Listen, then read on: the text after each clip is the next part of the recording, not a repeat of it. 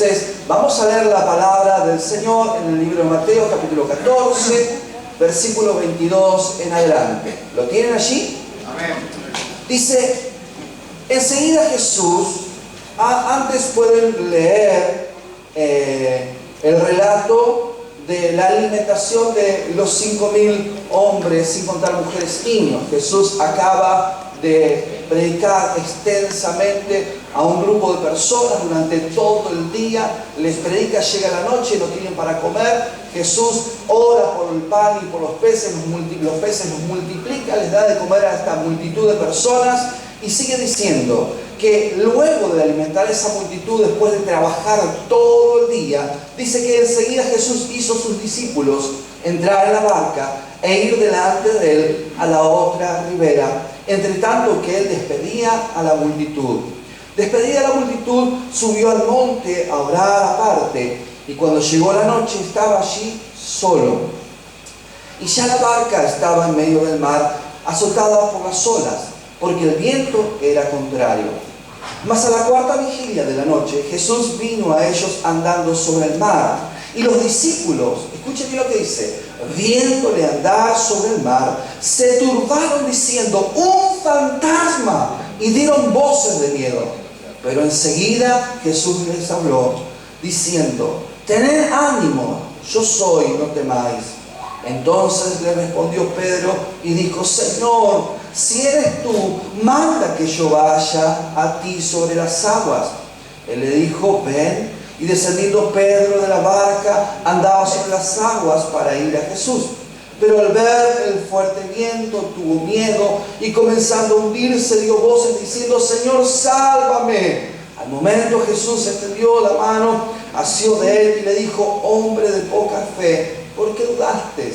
Y cuando ellos subieron en la barca, se calmó el viento. Entonces, ¿saben qué?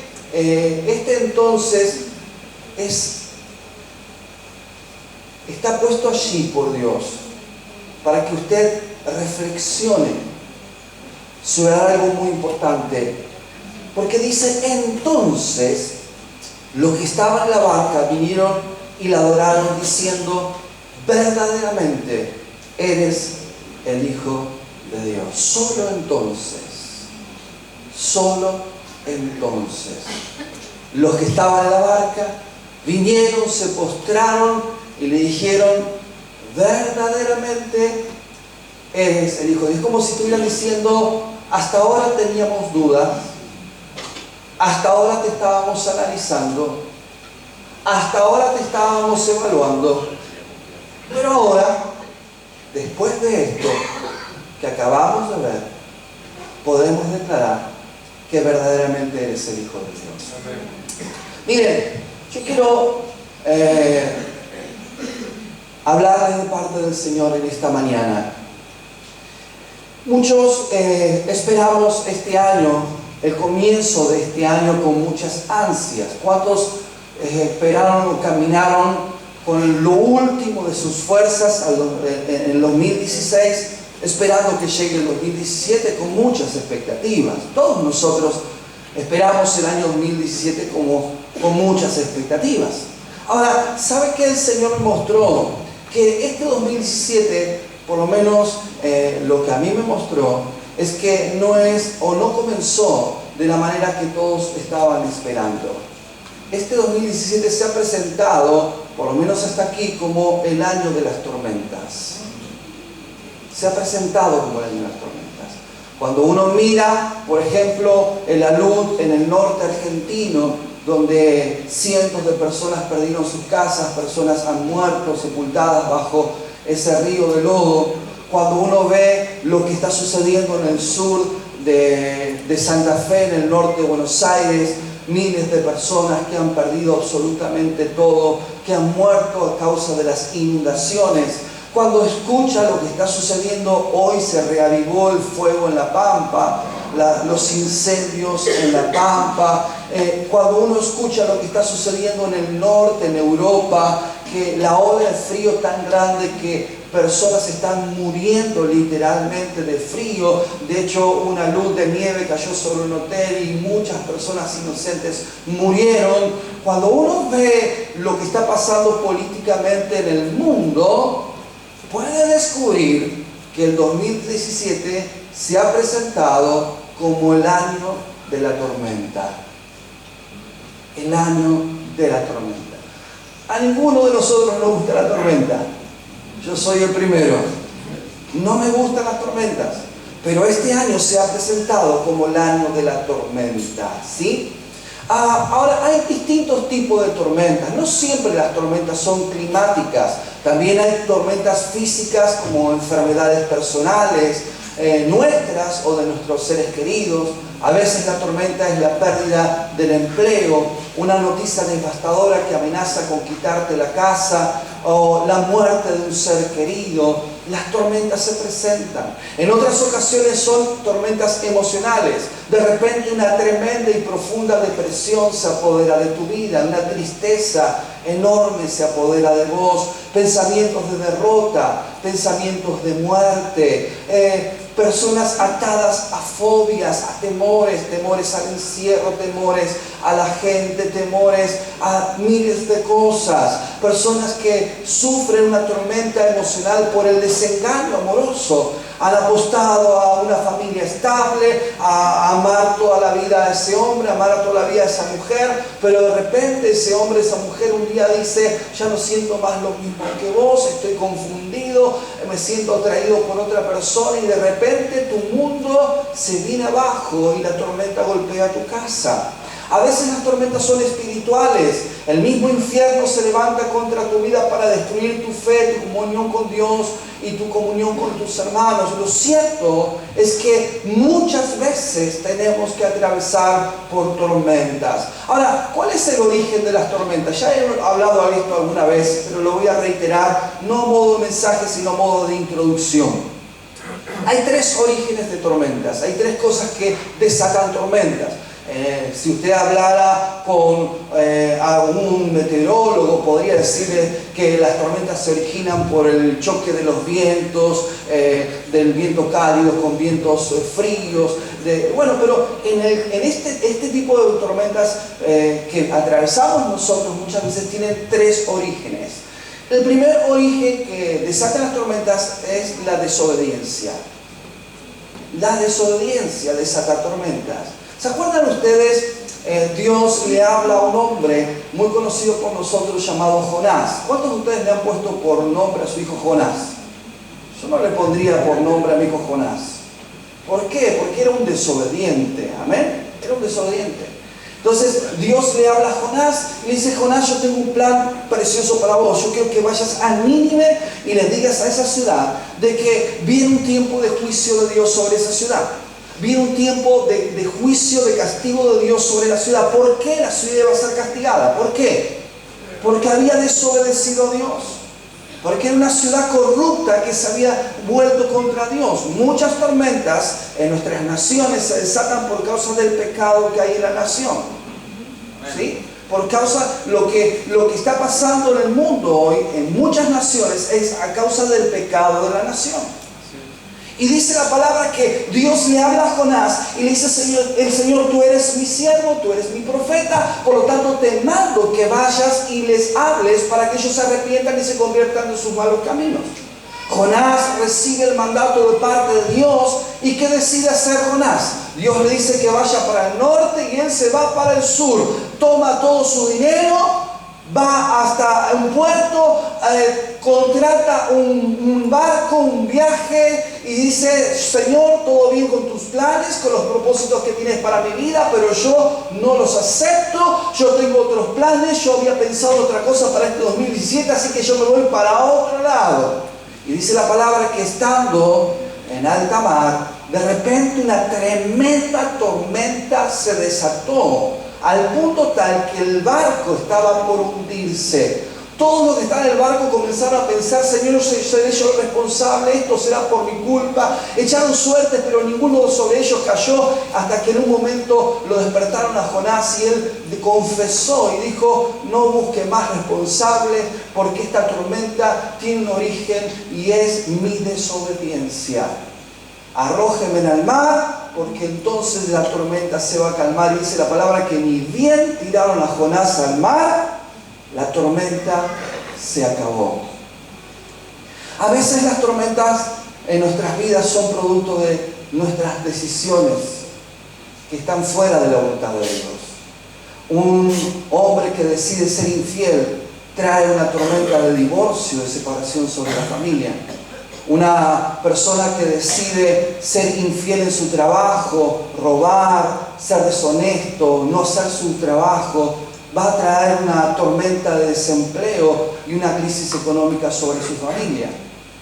El hombre aquel que tiene síntomas de enfermedad sobre su cuerpo y no va al médico porque es un cabezón, termina desatando una tormenta sobre su familia.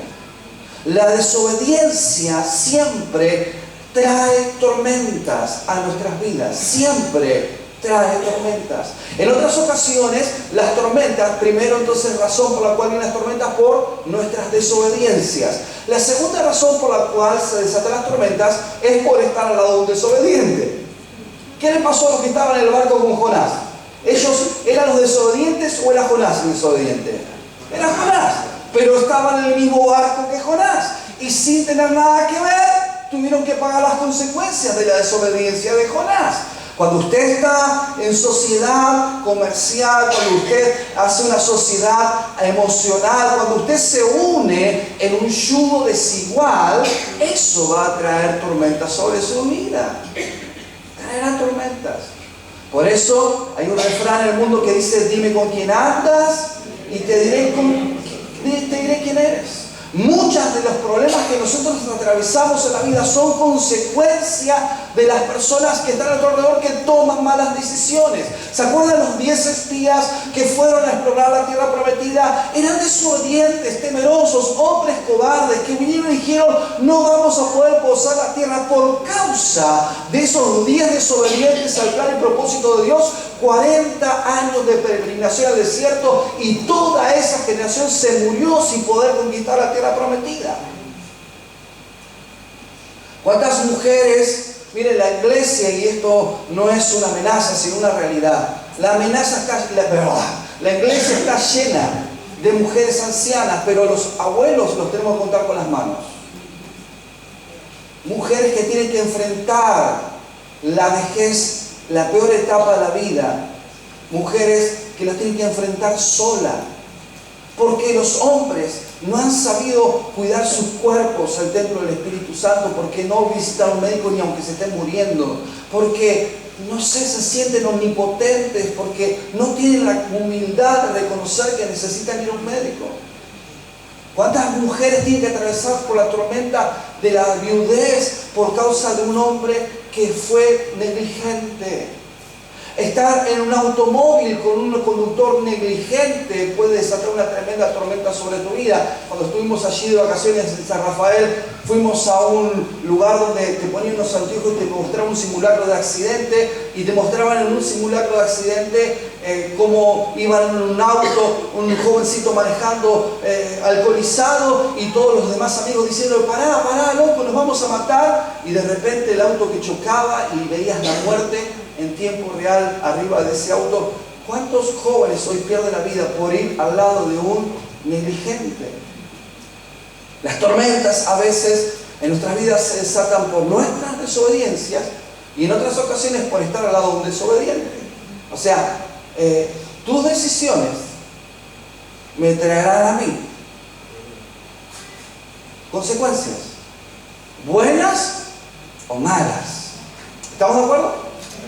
Pero en otras ocasiones, como en este relato y muchos otros más que podemos ver en la vida real y en la Biblia, muchas ocasiones, como en esta que acabamos de ver, las tormentas son un claro ataque de Satanás. Ahora, ataque de Satanás ante una injusticia. ¿Cuántas veces nos toca vivir situaciones injustas en la vida, por las cuales no hemos hecho nada y nos toca vivir de igual modo? Ahora quiero decirle algo, sea que el origen de tu tormenta sea por tu desobediencia, sea que el origen de tu tormenta sea por estar al lado de un desobediente, o sea que tu tormenta sea sin comerla ni beberla, como dicen en el mundo, hay solamente uno que puede liberarte de la tormenta. Solamente uno que puede darte auxilio. Si pecaste, si te arrepentís, si hiciste las cosas mal, o si inocentemente y sin haber hecho nada estás atravesando una tormenta, solamente hay uno que puede liberarte de esa tormenta. Y quiero darte la buena noticia: Él está aquí en este lugar. Amén. Ese es Jesús. Ese es el Señor. Ahora, ¿por qué vienen las tormentas? Vienen para detenerte en tu caminar cristiano. Cada tormenta que llega a nuestras vidas es para generar en nosotros sentimientos tales como desconcierto, incertidumbre, cuestionamientos, ¿por qué a mí? Culpa, dolor, tristeza, incredulidad. Pero ninguno de estos sentimientos van a poder sacarte de la tormenta. Nadie que se preocupe, nadie que se llene de culpa, de dolor, de tristeza, nadie que deje que la incredulidad se apodere de él va a poder superar la tormenta. Todos estos sentimientos seguramente estuvieron en el corazón de los discípulos en medio de la tormenta, pero ninguno de esos sentimientos logró sacarlos a ellos afuera de esa tormenta. ¿O ustedes creen que no tuvieron miedo? ¿O ustedes no creen que los discípulos tuvieron desconcierto, incertidumbre? ¿Por qué usted no cree que los discípulos en algún momento dijeron: pero Señor, escúchame bien, acabamos de servirte, alimentamos a 20.000 personas, 12 tipos alimentando a 20.000 personas? ¿Usted se imagina qué trabajo? Recibir el alimento, ir a cada una de las familias que estaban sentadas en el pasto repartiendo, caminaron como un desgraciado todo el día, muertos de calor, fatigados, estaban estresados, habían hecho lo mejor. ¿Ustedes creen que en medio de esa tormenta no dijeron los discípulos: Señor, pero ¿por qué? ¿Por qué? ¿Por qué a mí? Si acabo de servirte todo el día, acabo de hacer lo mejor que podía hacer, ¿por qué a mí? Esto mismo le pasó al pueblo de Israel cuando marchó hacia la tierra prometida. Dios le habla y le dice al pueblo de Israel: bueno, muchachos, quiero que vayan a Baal-Zephón en Pi-Hahirot, allí en ese lugar específico, vayan y acampen cuando salgan de Egipto. Cuando ellos llegan al lugar señalado por Dios, ese lugar era un lugar estratégicamente equivocado, porque delante de ellos tenían el mar. A la derecha tenían una cadena de montañas imposible de escalar con mujeres y niños. Y a la izquierda tenían un desierto imposible de cruzar sin agua y con gente anciana y con niños y mujeres embarazadas. Estaban literalmente en un callejón sin salidas porque atrás venían los egipcios para matarlo. Estaban en el lugar que Dios quería que estén. De hecho, los discípulos en esta barca estaban porque Jesús los había subido a la barca y les había dicho: vayan al otro lado. Habían cumplido con la orden del Señor. Sin embargo, estaban atravesando la peor tormenta de sus vidas. En ese momento me imagino a los discípulos y dicen: pero Señor, ¿por qué a mí? Si estoy haciendo lo que me has pedido, si me congrego, si te sirvo, si dedico mi vida a ti, ¿por qué? Ahí seguramente la culpa golpeó. Comenzaron a mirarse entre ellos y a decir: ¿quién será el Jonás acá? A ver, ¿quién será que lo tiramos y se acaba el problema? Esa tormenta se había presentado para impedir que la gloria de Dios se vea reflejada en sus vidas. El diablo intentará detener tu crecimiento en Cristo Jesús, como lo ha hecho con los discípulos. Intentará hacerlo contigo para hacerte enojar con Dios, para alejarte de Él. ¿Y cuántas personas se compran el paquete, no? Porque en medio de la tormenta se enojan con el único que puede liberarlos de la tormenta. Porque el diablo viene, azota tu barca, hace que tu ciudad tambalee, hace que tu familia tambalee, hace que tu economía tambalee, y después susurra todo esto y dice: ay, mira cómo Dios te abandonó y estás solo. y estabas haciendo su voluntad, y te estabas congregando, y estabas participando de intercesión, y estabas participando del ministerio de la alabanza, y estabas sirviendo a Dios, y mirá la tormenta que se presentó en tu vida. Cualquiera que haya viajado o que anhele viajar alguna vez en el alta mar y que no espere, y que espere una navegación en calma, está equivocado. Mire, la otra vuelta veía una publicidad, veo que le llegan a los mails las publicidades, un crucero a Europa, 30 días. Y te muestra los lugares paradisíacos, Brasil, los lugares hermosos en Europa donde se iba a tener 30 días de piletas climatizadas, de tomar y comer lo que te venga las ganas, de dormir en un camarote, de que te laven la ropa y de que te tiendan la cama. 30 días de placer. Pero en esos 30 días de placer hay arrecifes, hay olas gigantes, vientos, días de lluvia, tormentas. Hay dificultades. Imposible que usted se suba a un crucero de 30 días y no piense por un instante de que obviamente en ese viaje habrá que enfrentar tormentas. Ahora, es una locura que los cristianos esperemos navegar a través de este mundo revolucionado por el pecado sin encontrar tormentas. Así como una persona que se sube a un crucero para navegar 30 días es un ingenuo, se piensa que todo va a ser color de rosa. Un cristiano que se embarcó en una vida de fe, de desafío continuo, es un ingenuo si piensa que por ser cristiano no tendrá que enfrentar tormentas. Amén. Es un ingenuo. ¿Esperás navegar a través de la vida sin dificultades, sin desafíos, sin obstáculos? Cuando Jesús nos advierte en su palabra y nos dice: muchachos, quiero que entiendan algo, los estoy invitando a ser mis discípulos, los estoy invitando a que me sigan a mí, pero quiero que sepan algo, en el mundo van a tener aflicción.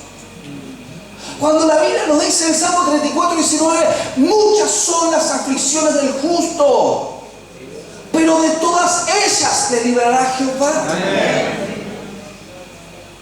Mi hermano, las tormentas son parte de la vida. Querramos o no querramos, las tormentas están. Este año se ha presentado como un año de grandes tormentas. No solo para el país, sino para muchos cristianos. Miren, podría contar el testimonio de algunos. Por ejemplo, el pastor Vilches de Parque San Martín, de nuestro ministerio, hace 10 años compró una casa. Se la compró a un hombre que tenía una deuda, le pagó la parte al hombre y pagó la deuda durante 10 años. Después de pagar durante 10 años la deuda, llegó el momento de escriturar su casa. Cuando inició los trámites de escrituración con la escribana le vino a dar una noticia que él jamás imaginó recibir. Y esa noticia es que la casa en la que está a punto de ser rematada, porque esa persona a la cual le compró la casa se siguió endeudando, y como lo único que tenía era esa casa, están a punto de arrebatarle su casa. El pastor Federico en Jujuy, todos conocemos su historia. Este año ha sido un año difícil. Su mujer le detectaron una pancreatitis, los médicos dijeron que podían morir. Hasta el día de hoy todavía no pudieron operarla, aunque está fuera del estado de gravedad. Hasta el día de hoy todavía no encontró una solución para su tormenta. El pastor Pablo Corbacho, que fue a predicar a Perú, fue a Perú a predicar durante todo un mes, dejó a su familia aquí en Buenos Aires, estuvimos orando por Lorena y sus hijos que quedaron aquí.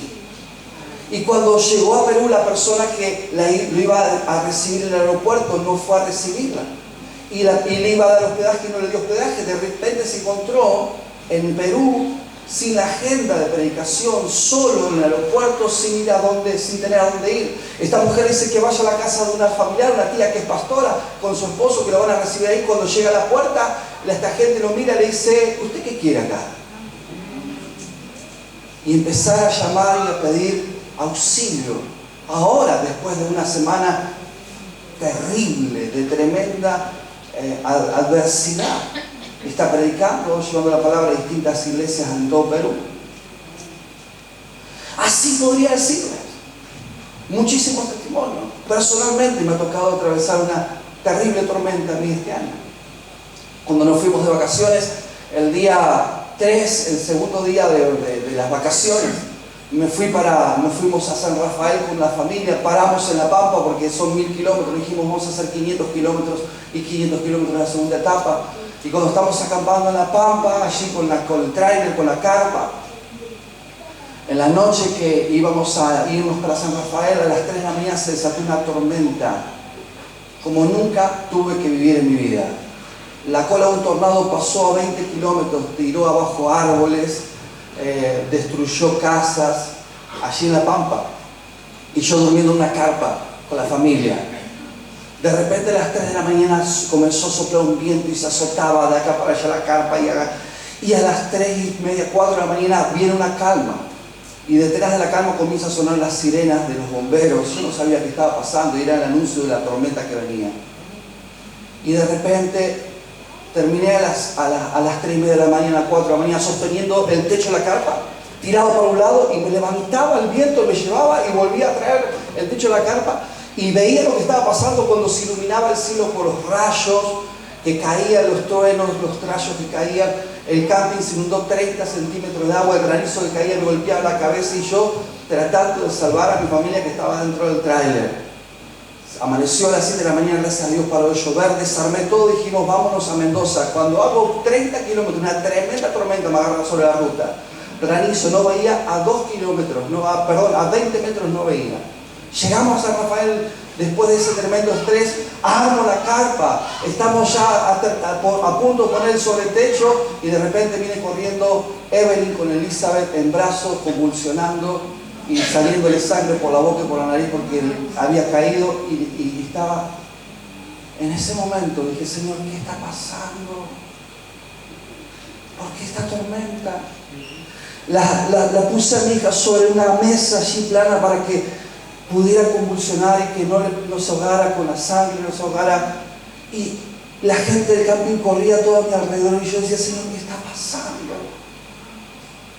Y salí corriendo al baño del camping y meterla bajo la ducha para que le baje la fiebre y terminar a las 11 de la noche, ese día que había empezado a las 3 de la mañana con la tormenta en la Pampa, a las 11 de la noche en el hospital, hasta las 11 de la noche con mi hija internada y mis hijos solos en el camping. ¿Qué está pasando, Señor? ¿Por qué esto? Los mismos pensamientos que los discípulos tuvieron vinieron a mi mente. Señor, ¿qué hice? Señor, ¿por qué a mí? Señor, dolor, tristeza, angustia, desconcierto. Lo mismo que te pasa a vos cuando de repente una crisis golpea tu matrimonio, tu economía, tu familia. ¿Por qué, Señor, a mí? ¿Por qué, Señor? Hermano, las tormentas son inevitables. Van a llegar a nuestras vidas. ¿Qué podemos hacer? ¿Cómo podemos estar preparados para enfrentar? ¿De qué manera podemos surfear sobre la tormenta y salir victoriosos? ¿Cómo podemos prepararnos para enfrentarnos a esos difíciles desafíos de la vida? Lo primero que tengo que decirte es que tienes que recordar quién es el autor de tu tormenta. No te enojes con Dios, no lo cuestiones, no te pelees con Él, no te alejes del único que puede liberarte de la tormenta. Hay un responsable, hay un enemigo, hay alguien que vino a hurtar, matar y destruir. Ese no es Jesús, ese es el diablo. El que quiere destruir tu casa es el diablo, el que quiere destruir tu economía es el diablo. El que se ha levantado en contra de tu salud, la salud de tus seres queridos, es el diablo. Identifica al responsable y deja de echarle culpas a Dios por lo que el diablo está haciendo en tu vida. Dale un fuerte aplauso al Señor.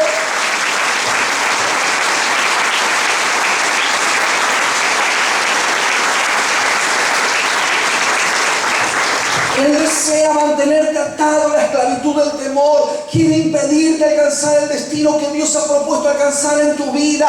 El diablo utiliza las tribulaciones para hacernos dudar de las promesas de Dios, para robarnos la palabra que Dios ha depositado en nuestros corazones, ya que sabe que si nosotros estamos completamente rendidos a los pies de Cristo, somos un problema para Satanás, porque tu casa va a ser bendecida, porque tu barrio va a ser bendecido, porque todo lo que toques o emprendas va a contar con la bendición y la aprobación de Dios sobre tu vida.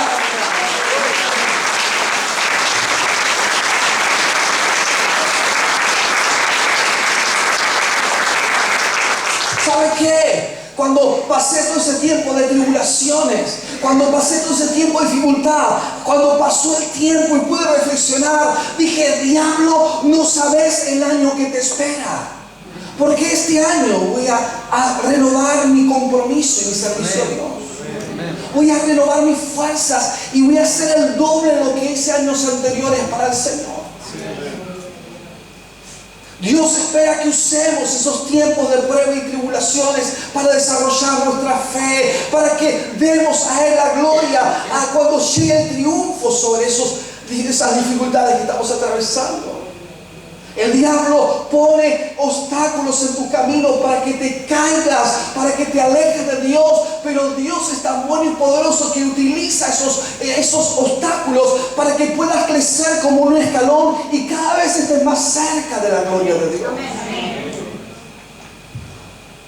El apóstol Pablo escribía esto que voy a leerles. Mire, en la Biblia si hay alguien que sufrió en el Antiguo Testamento, ¿quién es? Olvídese. Nadie, a mí me ha tocado, hermano, decirle, no, yo la pasé peor que Job. Dios, este tipo no sabe ni lo que dice, ¿no? Se le murieron todos los hijos, se perdió todo lo que tenía económicamente, se enfermó de la cabeza a los pies, y encima tenía al lado suyo una mujer que era mejor perderla que encontrarla, ¿no? La suegra, que peor que era una suegra potenciada era. Y los amigos que mejor perderlo que encontrar estaban más solos que Adán el día de la madre, ¿no es cierto? Y en la desesperación conocemos a Job. Ahora, cuando yo pienso a alguien en el Nuevo Testamento que la pasó muy mal, no sé si como Job, pero que la pasó realmente muy, pero muy mal, para mí es Pablo. Pablo vivió la mitad de su vida en cárceles, azotado, lo maltrataron, lo humillaron, sufrió naufragios, lo picaron serpientes, estuvo a punto de morir en varias oportunidades, lo dieron por muerto en varias oportunidades después de tantos golpes y azotes que le daban. Un hombre que sufrió todo tipo de aberraciones por causa de la fe y que murió cruelmente por causa de Cristo. En medio de esa agonía, en medio de ese dolor, en medio de la injusticia de la cárcel, el apóstol Pablo podía decir en 2 Corintios capítulo 4, versículo 17 al 18, escuchen bien lo que dice, porque parece una persona que le va todo bien, que le va todo genial, que no tiene problemas, y dice lo siguiente, porque esta leve tribulación, te azotaron, te maltrataron, te picaron serpientes, sufriste naufragios, viviste en la cárcel, entre las ratas y las cucarachas, en el frío, en el calor, no tenés aire acondicionado, leve tribulación, Pablo. Él dice, porque esta leve tribulación momentánea, y aquí comienza usted a ver el porqué, dice, produce en nosotros un cada vez más excelente y eterno peso de gloria, no mirando nosotros las cosas que se ven, sino las que no se ven, pues las cosas que se ven son temporales, pero las que no se ven son eternas. Denle un fuerte aplauso al Señor.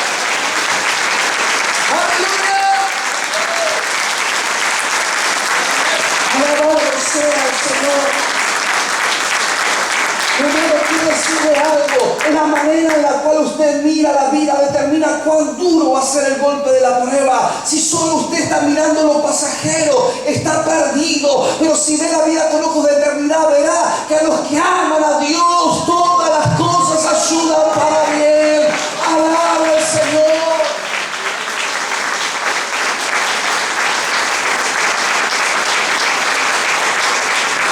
Usted tiene un destino eterno. Cuando el Señor lo ve a usted, lo ve como un hombre eterno, una mujer eterna. Y esta parte de la vida va a determinar de gran manera cómo va a ser su eternidad en el cielo. Porque dice la Biblia que todo lo que usted siembre hoy aquí en la tierra, un vaso de agua, un sediento, la visita a aquel que está privado de libertad, aquel que está enfermo, todo lo que da para el Señor va a tener recompensa de parte de Dios en el cielo. Entonces Dios, que es bueno, le quiere dar a usted una gran herencia en el cielo.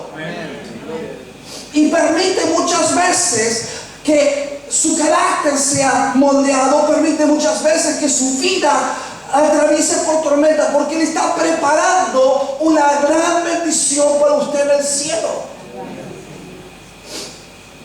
Dios nos da a cada uno de nosotros sueños, propósitos de vida para luchar por ellos. Algunos de los que están aquí se sienten frustrados porque los años han pasado y esos sueños parecen que no se van a lograr. Se han encontrado con muchos obstáculos y contratiempos en la vida. Ahora sus sueños parecen distantes e inalcanzables. Cuando se presenten los obstáculos, Pablo nos recuerda que no prestemos atención a las cosas que vemos porque son temporales, están sujetas a cambio. Más bien debemos fijar nuestra mirada en el resultado final, en nuestra eternidad gloriosa junto a Dios. Mi hermano, solo los hombres y mujeres de fe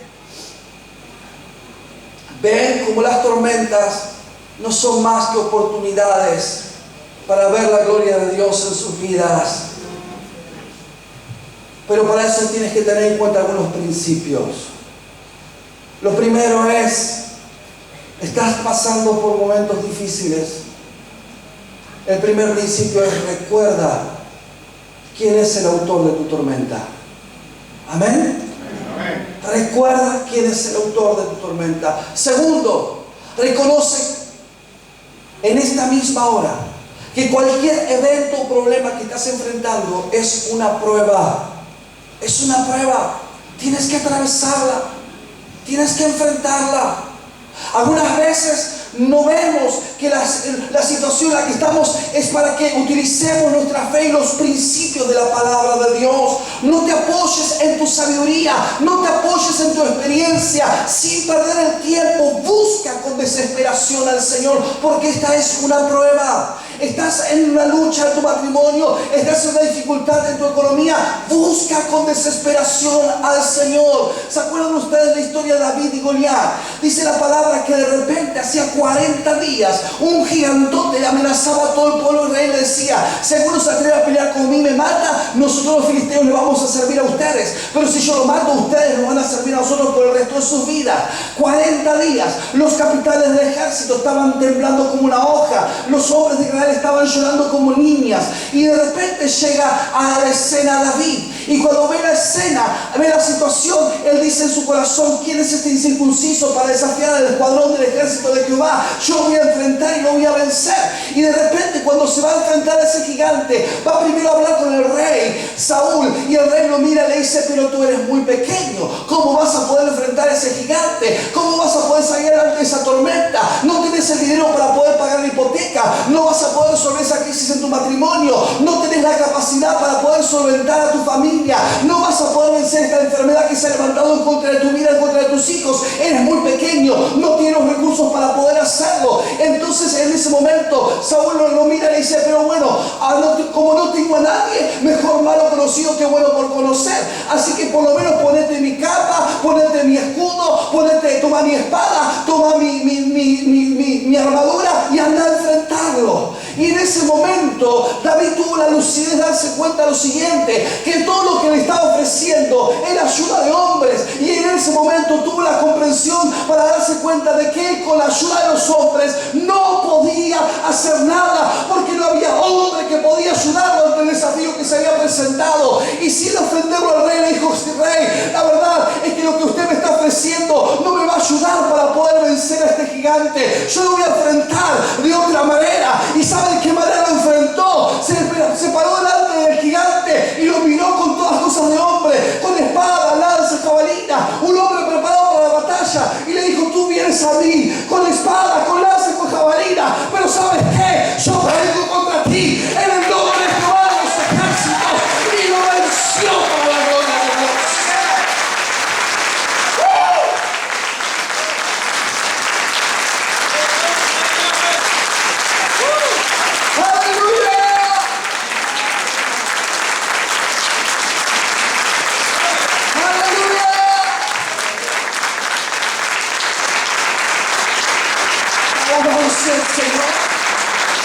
se tormenta, que estás corriendo a buscar que ayuda de hombre, antes de buscar ayuda de hombre, postrate, sé humilde, clama al Señor, dile: Señor, no puedo, esto me supera, ya no sé qué más que hacer. Si tienes que llorar, llora, pero busca al único que puede sacarte victorioso de la tormenta que estás enfrentando. Estás necesitando de Dios en tu casa, estás necesitando de Dios en tu matrimonio, estás necesitando de Dios en tu economía, estás necesitando de Dios en la salud de tu casa.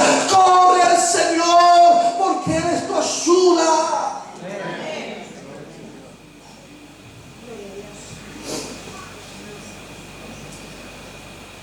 Lo tercero que tienes que hacer es declarar que el resultado final de esa prueba será para tu propio bien. Amén. Por fe. Amén.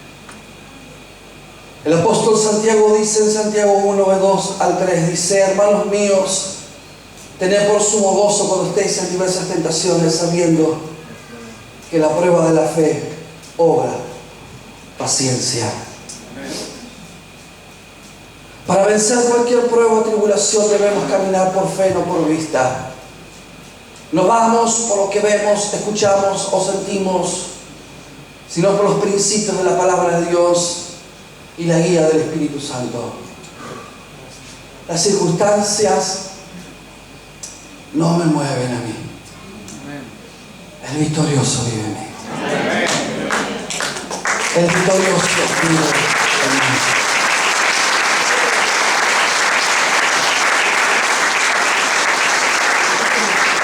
Algunos recordarán por qué han atravesado esa tormenta también conmigo en algún momento.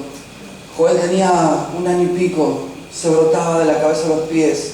Los médicos no podían descubrir qué era. Pero un día, domingo, se levantó con una fiebre tremenda, no podíamos bajarle la fiebre. Ya no habíamos golpeado todo tipo de puertas y nadie nos daba una explicación.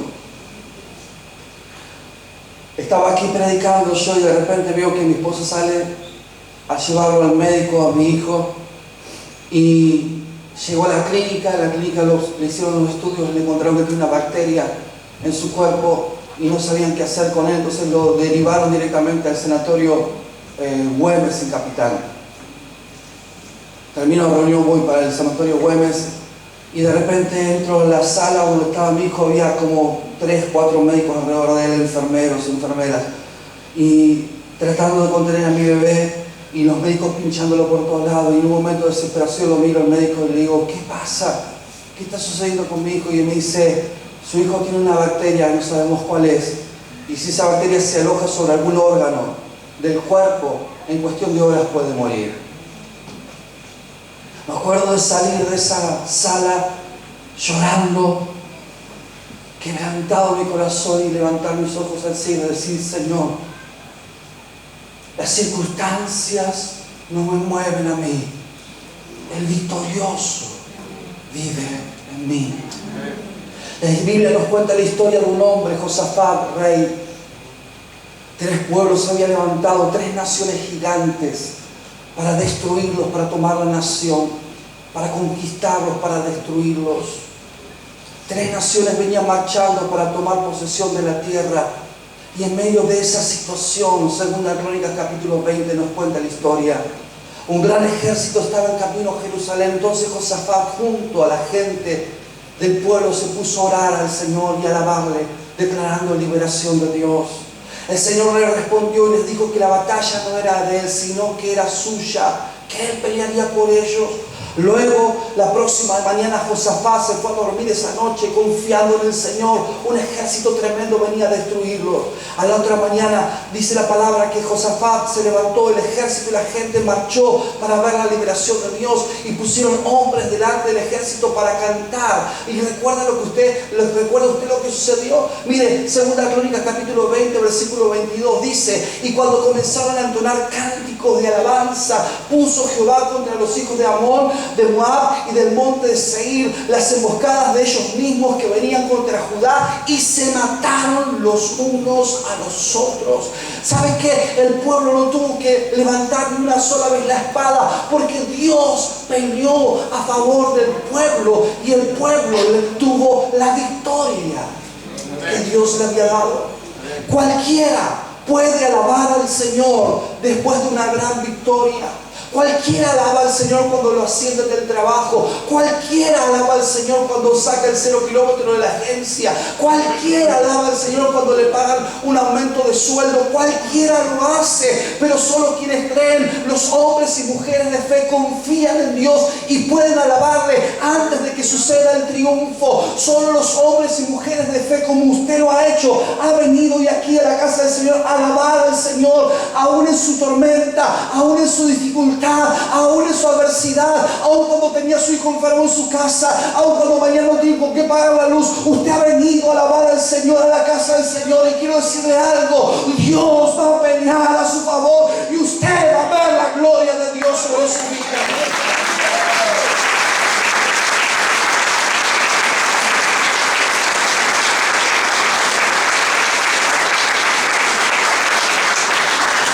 Los hombres y mujeres de fe no adoran a Dios cuando lo sienten. Ay, Señor, siento ganas de alabarte. Ay, Señor, siento ganas de mostrarme. Los hombres y mujeres de Dios alaban a Dios, lo sientan o no lo sientan. Amén. Cuando lo hacemos, entonces aprendemos a vivir de acuerdo a la realidad de Dios. Es una elección que podemos hacer, aunque no podamos sentir aplastados, ansiosos, destruidos. Elegimos regocijarnos porque creemos que Dios puede hacer un milagro. Amén. Yo creo que mi Dios puede hacer un milagro. Amén. Yo lo creo. Amén. Ahora piensa lo enojado que está el diablo, cuando en vez de ponerte nervioso, ansioso, enojado, triste, comenzás a alabar a Dios. Si él, siendo el ángel más preciado por Dios, que tenía la bendición de alabar a Dios y verlo cada día a día, él renunció a alabar a Dios, ¿qué golpe le das al diablo cuando en medio de tu miseria, tu dolor, tu tristeza, decidís seguir alabando al Señor? No te detengas. Cuando las pruebas y tribulaciones vengan, anímate por la victoria que va a venir, por el desarrollo espiritual que este va a tener sobre tu vida. Estás avanzando en tu madurez espiritual. Amén. Por último, en medio de la prueba, de la tribulación, quiero decirte algo: la prueba de la tribulación llega para algo, y eso es para destruir tu corazón, para destruir tu fe, para que te enojes con Dios, para que te alejes de Él. Por lo cual tenés que cuidar tu corazón. Decirle que está al tuyo: cuida tu corazón. Dice el sabio Salomón: sobre toda cosa guardada, guarda tu corazón, porque de él mana la vida. Cuando llegan las pruebas y las tribulaciones, tenemos la tendencia a imaginarnos que lo peor va a suceder, ¿no? Lo peor. Yo me encontraba en San Rafael, en medio de esa tormenta que había comenzado a las 3 de la mañana, a las 11 de la noche. Y dije: bueno, ¿qué va a suceder con todo esto? Mi hija está internada, mis hijos están solos en el camping, yo acá con mi mujer a 30 kilómetros de donde estaban mis hijos, sin señal telefónica, y no podía hablar con mis otros hijos para decirles que su hermana se estaba recuperando. Uno siempre se imagina lo peor. Dije: más sí, mañana le pago un pasaje a mi esposa con mi hija y se vuelva en avión y yo me vuelvo con mis hijos, se acabó todo. Uno siempre piensa lo peor. Es necesario que nosotros guardemos nuestros corazones y echemos fuera la duda, la aflicción, el pánico, la ansiedad, la depresión, el temor. Nada de eso te va a sacar victorioso de la tormenta. ¿Por qué? ¿Se acuerda usted por qué Pedro se hundió en la tormenta? Porque tuvo temor. El temor no te va a sacar victorioso. El temor no te va a dar la victoria sobre lo que estás atravesando. Pedro nos aconseja y nos dice, mire, este hombre que por causa del temor casi se muere ahogado, que por causa del temor negó 3 veces al Señor, él dice en 1 Pedro capítulo 5 versículo 7, echad toda vuestra ansiedad sobre él porque él tiene cuidado de vosotros. Se lo digo yo que soy un ansioso, que por causa de mi ansiedad y mi temor me tira para atrás tantas veces. No haga lo mismo que yo hice. Eso está diciendo el apóstol Pedro. Echen todas sus ansiedades sobre el Señor. En Filipenses capítulo 4, versículos 6 al 7, el apóstol Pablo dice, por nada estéis afanosos, preocupados, angustiados, antes de perder el tiempo en eso. Oren, sean conocidas vuestras oraciones delante de Dios, en toda oración y ruego, con acción de gracias, y la paz de Dios que sobrepasa todo entendimiento, guardará vuestros corazones y vuestros pensamientos en el Cristo Jesús. A veces la prueba dura un suspiro, a veces dura días, semanas, meses, años. En ese tiempo debes perseverar, no puedes retroceder. Nosotros los cristianos no somos los que retrocedemos para perdición, sino los que permanecen.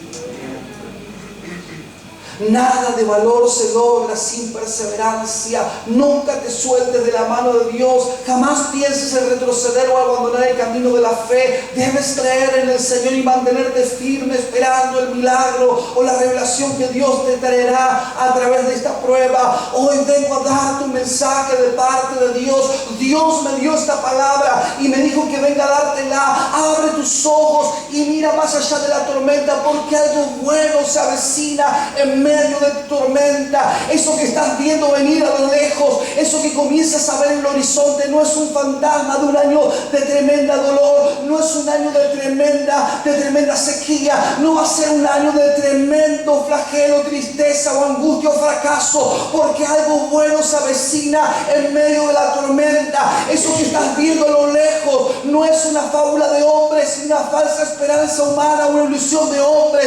Quiero animarte de parte de Dios a que te sequen las lágrimas que están nublando tu visión en medio de la tormenta, a que digas a tu corazón que tengas confianza, que tengas fe, porque hoy Dios quiere abrir tus ojos espirituales para que puedas ver que hoy mismo Jesús está caminando sobre tu tormenta y pronto vas a poder ver que verdaderamente Él es el Hijo de Dios. Alabado sea su nombre.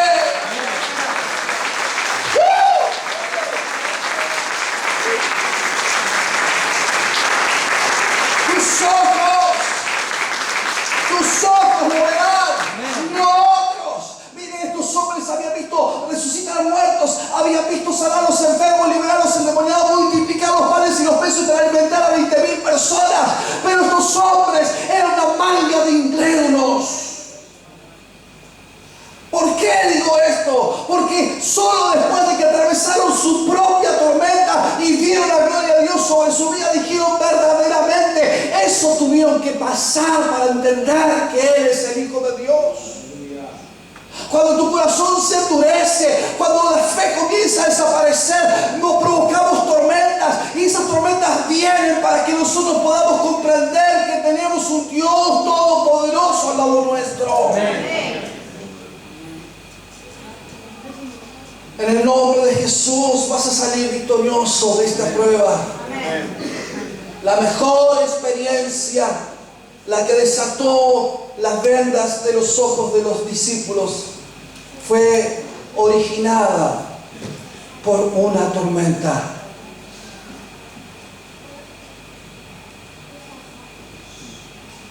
Tal vez muchos de los que están aquí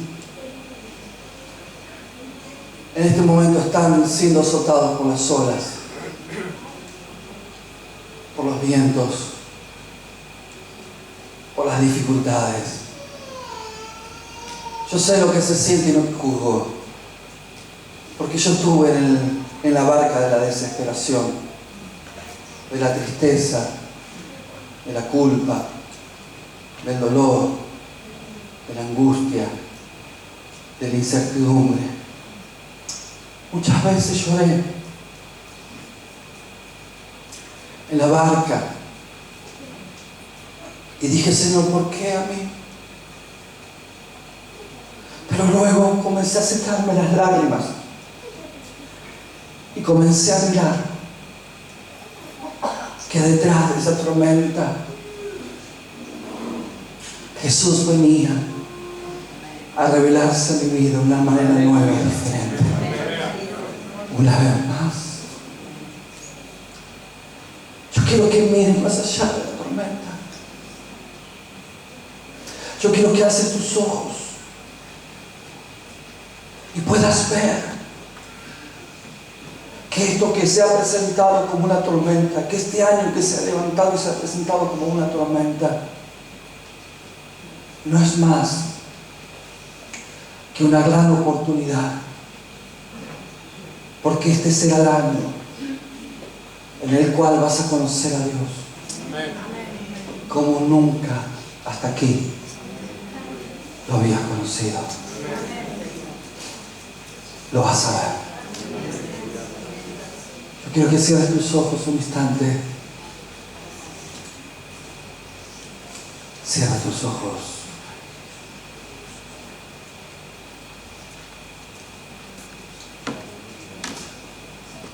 Yo quiero que mires tu tormenta. No la ignores. Está ahí. Intentaste todo para salir de ella, pero no lograste forma alguna de poder superarla. Los discípulos expertos en navegación, Pedro, dueño de una empresa pesquera con su padre, hizo todo para poder superarla, pero nada podía hacer.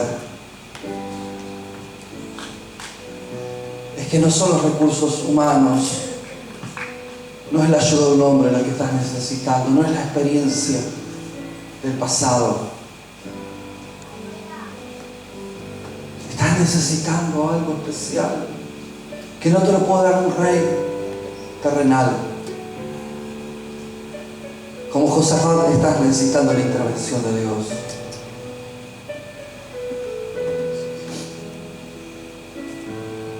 Por eso quiero animarte en ese momento que puedas clamar al Señor de las tormentas,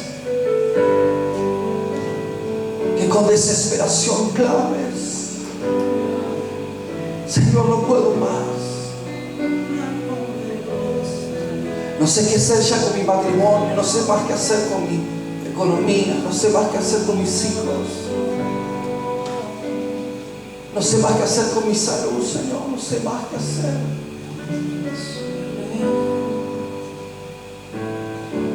No sé más qué hacer. Ayúdame.